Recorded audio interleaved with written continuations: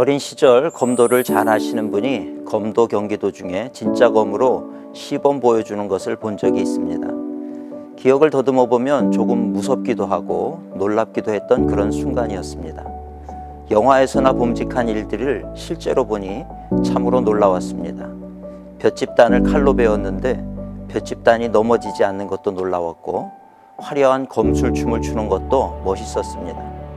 그런데 그 많은 시범 중 가장 놀라웠던 것은 얇은 종이 신문을 둘둘 말아서 그것으로 나무 막대기를 내리치는데 그 막대기가 쇠막대기로 내리친 것처럼 두 동강이 나는 장면이었습니다.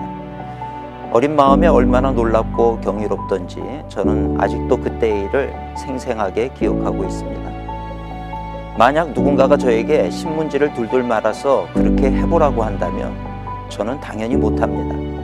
제가 어른이 되었다고 해서 할 수 있는 일이 아닌 것이지요. 저는 이 일을 통해 배우게 된 교훈이 있는데 신문지와 같이 하찮은 것이라도 전문가의 손에 들려지면 때로 엄청난 도구가 될 수 있다는 것입니다.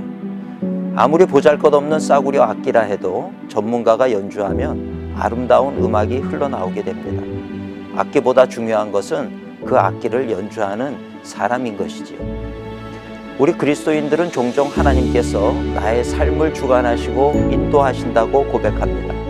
달리 생각해보면 나라는 존재는 악기이고 하나님은 나를 연주하시는 분이시라는 얘기입니다. 저는 이런 사실이 너무 감사합니다. 왜냐하면 나 자신이 비록 보잘것없어 보이고 세상 그 누구도 나를 바라봐 주는 이 없는 그런 평범한 존재라 할지라도 하나님이 나를 붙들고 계시다면 그것은 다른 이야기가 되기 때문입니다. 성경에 보면 하나님이 여호수아를 부르시는 장면이 나옵니다. 모세의 뒤를 이어 이스라엘 백성의 지도자가 되라는 말씀입니다. 모세가 누굽니까? 홍해를 가르고 놀라운 기적을 행하면서 출애굽의 대역사를 이룬 위대한 사람입니다. 그런데 평범한 여호수아가 그 뒤를 잇게 되었다면 그의 심적 부담감이 얼마나 컸을지 우리는 쉽게 상상해 볼 수 있습니다. 이런 여호수아에게 하나님이 하시는 말씀은 내가 모세와 함께 있었던 것 같이 너와 함께 있을 것이라 라는 말씀이었습니다. 이 말씀 속에는 많은 의미가 내포되어 있습니다. 즉 너의 전임자, 훌륭한 지도력을 갖추고 눈부신 활약을 했던 모세로 인한 그 부담감을 내려놓아라. 모세가 모세 될 수 있었던 것은 내가 모세와 함께하고 그를 도왔기 때문이다. 결코 모세가 잘나서 위대한 지도자가 된 것이 아니다 등등의 많은 의미가 내포되어 있는 말씀입니다. 내가 모세와 함께해서 모세가 위대한 일을 행하는 지도자가 될 수 있었다면 내가 이제 너와 함께함으로 너 역시 놀라운 일을 행하는 지도자가 될 수 있다는 그런 확신을 주는 말씀인 것입니다.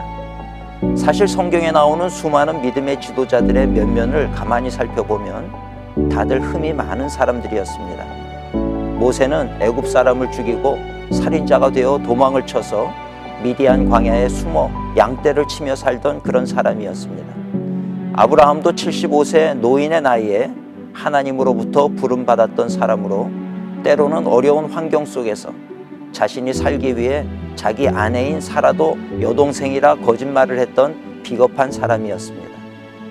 요셉은 어린 노예에 불과했던 사람이었고 이스라엘의 위대한 왕 다윗도 충실한 부하의 아내를 빼앗고 그 충실한 부하 우리아를 최전방에서 죽게 했던 파렴치한 살인자였습니다. 그 외에도 성경 속에 등장하는 많은 사람들 역시 다 흠이 많고 부족한 사람들이었지만 중요한 것은 그들이 하나님의 손에 붙잡힌 사람들이었다는 것입니다. 그 결과 그들은 어려운 환경 속에서도 놀라운 일을 행하는 믿음의 영웅들이 될 수 있었습니다. 오늘 우리 성도님들은 지금 누구의 손에 잡혀 있는지 돌아보시기 바랍니다.